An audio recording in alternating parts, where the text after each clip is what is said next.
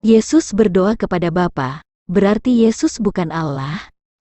Kajian berdasarkan ilmu pengetahuan umum. Yesus berdoa banyak tertulis di kitab Injil. Misalnya, Matius 26 ayat 36, ayat 39, ayat 42, dan ayat 44, Markus 1 ayat 35, pasal 6 ayat 46, Lukas 3 ayat 21, pasal 5 ayat 16, pasal 6 ayat 12, pasal 9 ayat 18, pasal 9 ayat 29, dan lain-lain. Karena Yesus berdoa kepada Bapa, lalu apakah Yesus bukan pribadi Allah? Jawabnya bisa benar dan bisa salah, tergantung waktunya. Ketika Yesus berdoa, ia adalah sebagai manusia yang sama seperti kita, memiliki darah, makan, minum, merasakan sakit, sedih, dan lain-lain, sedangkan Allah adalah roh. Tetapi ketika Yesus mati sebagai manusia dan bangkit menurut roh, maka ia kembali kepada Allah dan ia adalah Allah, sebab ia datang dari Allah. Adam dan keturunannya berasal dari tanah yang diberi nyawa. Ketika Adam mati, maka nyawanya kembali kepada Allah dan tubuhnya kembali menjadi tanah. Satu pribadi sesuatu yang memiliki pikiran dan kehendak minimal memiliki dua bagian di dalam dirinya. Bagian pertama adalah bagian yang memiliki kehendak atau yang memerintah, dan bagian kedua adalah bagian yang mengerjakannya. Percayakah Anda jika semua yang memiliki kehendak pasti memiliki zat yang hidup? Tumbuhan, hewan, manusia, dan bahkan makhluk tak kasat mata yang memiliki pikiran atau naluri, pasti memiliki zat yang hidup. Demikian juga Allah, jika Allah ada dan memiliki pikiran dan kehendak, tentulah ia memiliki zat yang hidup. Zat yang saya maksud di sini bukan sebatas yang ada di alam nyata, tetapi keseluruhan yang ada di alam semesta, termasuk sesuatu yang tidak nyata. Nah, mengapa Yesus disebut Tuhan sedangkan ia sendiri berdoa kepada Bapa dan mengatakan Bapa adalah Allah-Nya? Selain Yesus berdoa kepada Bapa, Yesus juga mengatakan Allah sebagai Allah-Nya. Dengan logika normal memang kita akan mengatakan bahwa Yesus tidak mungkin Tuhan. Akan tetapi suami istri juga ketika berbicara di tengah keluarganya sering melakukan hal yang mirip, yang mana sang istri memanggil suaminya dengan ayah, sang suami memanggil istri dengan mama, orang tuanya memanggil putranya dengan abang, memanggil putrinya dengan kakak, tetapi karena kita paham maksudnya maka hal itu hal yang lumrah. Tetapi memang kita perlu mengerti tentang relasi antara Yesus dengan Allah, dan apa dasarnya umat Kristen mengatakan Yesus adalah Tuhan sedangkan ia sendiri berdoa kepada Bapa. Pengertian berdoa. Apa yang dimaksud dengan berdoa? Berdoa adalah memohon kepada Allah terhadap sesuatu hal, berseru kepada Tuhan di waktu kesesakan, mengucap syukur kepada Tuhan. Dengan kata lain, berdoa adalah berkomunikasi kepada Tuhan untuk menyampaikan keinginan, permohonan, kehendak, mencurahkan isi hati dan lain sebagainya. Komunikasi ini terjadi tidak hanya antara sesama manusia, manusia dengan Tuhan, tetapi juga antara lembaga, organisasi, perusahaan, manusia dengan mesin, mesin dengan mesin, dan lain sebagainya, baik internal maupun eksternal. Mengapa harus ada komunikasi? Komunikasi dibutuhkan karena adanya hubungan antar bagian, atau individu, atau lembaga, atau organisasi, atau perusahaan yang berbeda, baik hubungan secara vertikal maupun horizontal. Berkomunikasi dengan Tuhan disebut berdoa, sehingga berdoa adalah salah satu bentuk komunikasi. Ini hanya perbedaan istilah karena perbedaan relasi. Secara umum dimensi komunikasi ada dua, yaitu komunikasi internal. Komunikasi internal adalah komunikasi yang terjadi di internal, baik internal individu, organisasi, lembaga, perusahaan, dan lain sebagainya, untuk mencapai tujuannya. Komunikasi eksternal. Komunikasi eksternal adalah komunikasi antar dua atau lebih individu, organisasi, lembaga, perusahaan dan lain sebagainya untuk mencapai tujuan bersama. Media komunikasi ada berbagai macam, misalnya, melalui roh, batin, dan pikiran. Gelombang bunyi atau berupa suara. Gelombang listrik, misalnya line telepon. Gelombang elektromagnetik atau radio, misalnya handphone, TV, radio, dan lain sebagainya. Komunikasi berbasis cahaya, misalnya informasi yang ditransfer menggunakan fiber optik untuk jarak jauh, LED dan fotodioda untuk jarak dekat, yaitu apa yang disebut jaringan nirkabel. Dan lain-lain. Bahasa komunikasi ada berbagai macam, misalnya bahasa roh, batin, dan pikiran, bahasa yang tidak berwujud. Bahasa manusia dalam bentuk verbal maupun bentuk isyarat. Bahasa program atau assembler pada komputer. Bahasa dalam bentuk simbol, misalnya, rambu-rambu lalu lintas. Bahasa dalam bentuk kode, misalnya, kode Morse, suara fluid, dan lain-lain. Bahasa dalam bentuk gambar, misalnya, rest area, rumah makan, pom bensin, dan lain-lain. Dan lain-lain. Oleh karena itu, ada banyak wujud komunikasi dan bahasa komunikasi yang ada di dunia ini, baik antara makhluk, antara badan atau lembaga, antara mesin dengan mesin, manusia dengan mesin, baik di internal maupun eksternal, yaitu antara bagian yang satu dengan yang lain. Berikut ini saya tampilkan beberapa gambar yang menunjukkan adanya komunikasi yang terjadi secara internal antara dua bagian yang berbeda di dalam satu unit atau pribadi, yang pertama sebagai pemberi perintah dan yang lain sebagai pelaksana. Berbagai macam komunikasi internal, misalnya, komputer. Komputer dibangun dari tiga bagian besar yaitu, hardware, software, dan power supply. Software adalah sumber perintah untuk menjalankan hardware. Software sendiri adalah bahasa program yang mengaktifkan prosesor untuk mengerjakan aplikasi tertentu yang terdiri dari instruksi, data, alamat, dan lain-lain. Tanda panah antara bagian yang ada pada gambar menunjukkan adanya komunikasi antara bagian di internal komputer. Makhluk hidup secara umum. Makhluk hidup secara umum terdiri dari tubuh yang memiliki nyawa dan memiliki naluri dari sejak lahir. Naluri atau insting adalah rasa, nafsu, atau reaksi bawaan dari lahir. Panca indera pada tubuh menerima masukan lalu menimbulkan nafsu atau keinginan di dalam otak, lalu memberikan perintah ke tubuh melalui saraf untuk melakukan kehendaknya. Tanda panah antara bagian yang ada pada gambar menunjukkan adanya komunikasi antara bagian di dalam pribadi setiap makhluk. Sistem komunikasi adalah melalui saraf dengan mengirimkan pesan yang berupa rangsang atau tanggapan, bukan komunikasi verbal. Manusia sebagai makhluk individu.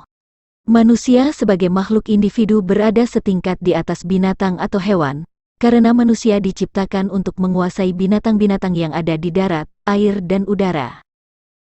Oleh karena itu, selain memiliki naluri dan insting, manusia juga memiliki jiwa atau tubuh rohaniah selain tubuh jasmaniah, sehingga manusia memiliki relasi dengan Tuhan. Perintah berasal dari jiwa dan dikirim ke otak, diproses lalu dikirim ke anggota tubuh melalui saraf untuk dikerjakan. Tanda panah pada gambar menunjukkan alur komunikasi. Manusia sebagai pemimpin yang memiliki kekuasaan. Selain sebagai makhluk individu, ada kalanya manusia itu membentuk sebuah komunitas atau kerajaan yang memiliki pemimpin yang dipilih dari antara mereka. Seorang pemimpin tentu memiliki tugas dan tanggung jawab, dan untuk mendukung ini tentu ia memiliki kuasa atau kewenangan dan fasilitas untuk melakukan tugasnya. Relasi antara kedudukan seseorang sebagai pemimpin dan tugasnya adalah seperti gambar berikut ini. Sebagai pemimpin, manusia adalah hamba dari jabatannya untuk melaksanakan tugas dengan hak dan kewenangan yang diatur di dalam undang-undang. Tanda panah pada gambar menunjukkan alur komunikasi. Berbagai macam komunikasi eksternal, misalnya, manusia dengan kendaraan atau peralatan berbasis mesin. Ketika manusia melakukan pekerjaan sering menggunakan bantuan peralatan yang sepenuhnya dikendalikan oleh operatornya. Dalam hal ini alat yang digunakan menjadi bagian dari dirinya dan dianggap sebagai satu kesatuan dengan tubuhnya, misalnya, mobil, ekskavator, dan lain-lain. Alat atau kendaraan dapat bekerja atas perintah operator untuk mencapai tujuan operator. Alat komunikasinya antara operator dan mesin dapat berupa sistem mekanik, elektrik atau kombinasinya, yang dikontrol melalui tuas, tombol atau saklar. Berbagai macam komunikasi eksternal lainnya, misalnya komunikasi mesin dengan mesin, komunikasi manusia dengan manusia, komunikasi manusia dengan binatang, komunikasi antara badan, lembaga, organisasi, komunikasi antar negara, komunikasi antara manusia dengan badan, lembaga, dan organisasi, dan lain-lain. Relasi Yesus dengan Bapa. Tidak hanya kitab Injil yang mengatakan bahwa Yesus berasal dari Roh Kudus, bukan dari benih manusia, dan Yesus adalah firman Allah, tetapi Al-Quran pun mengakui bahwa Isa bukan dari benih laki-laki, ada terkandung di surat Ali Imran ayat 47 dan surat Maryam ayat 20. Isa adalah roh dari Allah. Anda bisa baca di surah An-Nisa ayat 171, surat At-Tahrim ayat 12, surat Al-Anbiya ayat 91. Roh yang dimaksud di sini adalah zat Allah karena Allah itu roh. Isa adalah firman Allah. Bisa Anda baca di Quran surah An-Nisa ayat 171 dan Ali Imran ayat 45, yang artinya Yesus adalah zat Allah yang menjadi manusia, sehingga Yesus dan Allah adalah Tuhan yang esa, sebagaimana terkandung di surat An-Nisa ayat 171 dan surat At-Taubah ayat 31. Apa yang dimaksud dengan Roh Kudus dan firman Allah? Jika Allah itu ada, tentu Dia memiliki eksistensi yang kita sebut sebagai zat Allah. Zat Allah itu berwujud roh dan roh itu kudus sehingga zat itu disebut Roh Kudus. Allah itu hidup sehingga Ia memiliki pikiran dan kehendak. Kehendak ini tentu bersemayam di dalam zatnya, sebagaimana pikiran dan kehendak manusia berada di dalam tubuhnya. Pikiran dan kehendak Allah ini kita sebut sebagai firman. Wujud asli firman adalah roh, sedangkan perkataan atau tulisan itu adalah bentuk output ketika diungkapkan dalam bahasa manusia. Zat Allah dan firman-Nya membentuk satu pribadi yang memiliki kuasa dan menjadi sang pencipta sehingga Ia disebut Allah. Firman Allah adalah sumber kehendak Allah dan yang menjadikan segala sesuatu. Roh Kudus adalah sebagai tubuh rohaniah Allah tempat firman-Nya berdiam. Hakikat Allah adalah keberadaannya sebagai penguasa segala yang ada.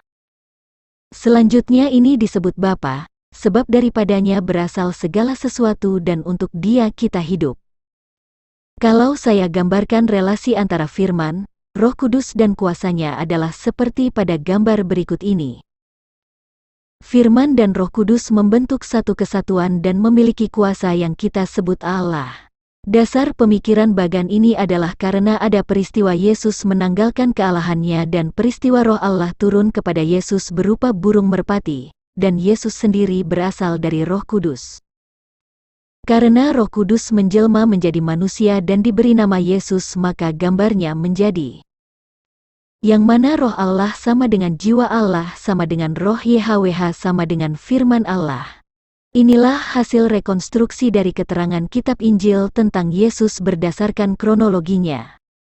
Tanda panah pada gambar di atas adalah tanda adanya komunikasi.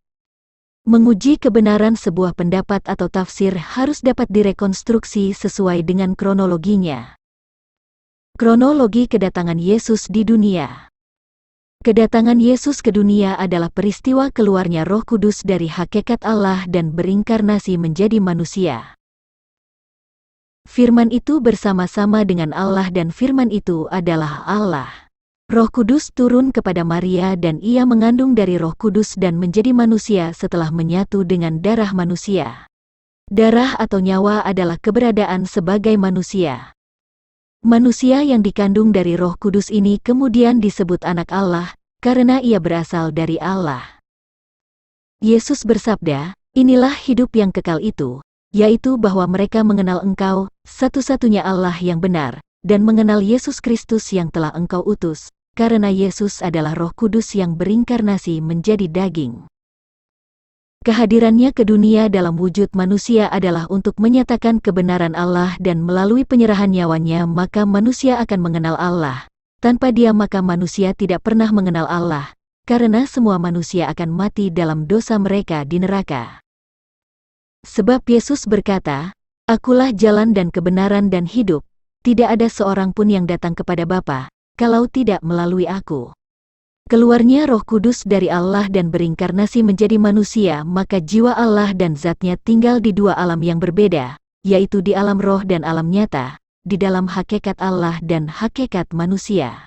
Sebagai manusia, Yesus berkomunikasi kepada Bapa dengan bahasa manusia yang disebut berdoa, sedangkan Roh Allah kepada Yesus disebut berdiam di dalam Yesus. Di dalam satu pribadi selalu ada bagian pemberi perintah dan ada bagian yang menjalankan perintah. Dan komunikasi keduanya bukan dalam wujud suara, tetapi secara roh di dalam otak lalu mengirim rangsangan melalui saraf-saraf ke bagian tubuh tertentu. Di sini saya menggambarkan bagan manusia sebagai individu dan manusia sebagai seorang pejabat. Sebagai manusia dalam level individu, maka yang menjadi sumber kehendak adalah jiwanya dan tubuh jasmani sebagai pelaksana. Ketika seseorang itu menjadi seorang pejabat, maka ia menjadi hamba dari jabatannya, karena ia bekerja atas perintah jabatannya, sebab dialah yang menjadi pelaksana tugas dari jabatannya. Dia dan jabatannya terhitung satu pribadi sebagai pejabat, bukan pribadi sebagai individu. Demikian juga yang terjadi pada Yesus sebagai individu dan Yesus sebagai Allah. Ketika Yesus sebagai manusia tidak jauh berbeda dengan manusia pada umumnya, yang membedakan adalah asal-usulnya yaitu Roh Kudus. Dan ketika Yesus kembali kepada Allah, maka ia kembali menerima kuasa atas segala yang ada untuk menjalankan perintah jabatannya sebagai Allah. Kesatuan Roh YHWH, Yesus dan kekuasaannya, maka inilah yang disebut satu pribadi Allah yang esa. Oleh karena itu, kalau kita memahami konsep relasi antara bagian yang ada di dalam diri seseorang, baik ia sebagai individu atau ia sebagai pejabat, maka di setiap penghubung antara bagian pasti ada komunikasi, tetapi komunikasinya bukan dalam bahasa manusia. Bahasa manusia hanya berasal dari manusia, atau dari pribadi lain ketika menyampaikan kehendaknya kepada manusia, supaya manusia itu mengerti apa yang diinginkannya. Demikian penjelasan saya tentang Yesus berdoa kepada Bapa dari sudut pandang ilmu pengetahuan umum, yang mana penggambaran ini adalah hasil rekonstruksi dari kronologis kedatangan Yesus di dunia, dan dari sabdanya tentang Dia dan Bapa.